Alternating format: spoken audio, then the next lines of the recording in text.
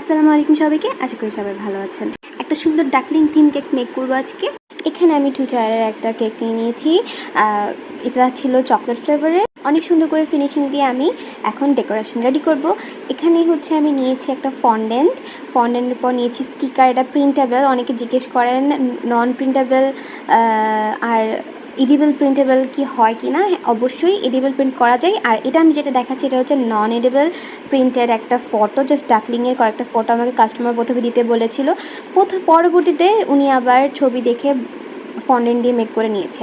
এরপরে আমি এখানে বলসগুলো অ্যাড করে দিচ্ছি যেমনটি কাস্টমার ডিমান্ড করেছিলেন। এখানে অনেক সুন্দর একটা আমি ফন্ডেন্ট দিয়ে রেনবো মেক করেছি। রেনবোটা অনেক সুন্দর হয়েছে।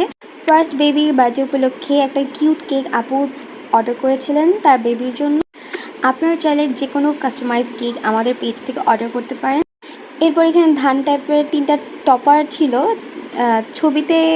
ছবিতে থাকা রেকমেন্ড আপু যেটা করেছিলেন ওটার মতো আমি পাইনি, যার জন্য আমি এই 3টা ধানের শীষের মতো দিয়ে দিয়েছি। এরপরে আমি এখানে কিছু এডিবল ফন্ডেন্ট দিয়ে মেক করা ফ্লাওয়ার অ্যাড করে দিচ্ছি। এটাই হচ্ছে আমার ফাইনাল লুক। কেমন হচ্ছে গাইস অবশ্যই জানাবেন।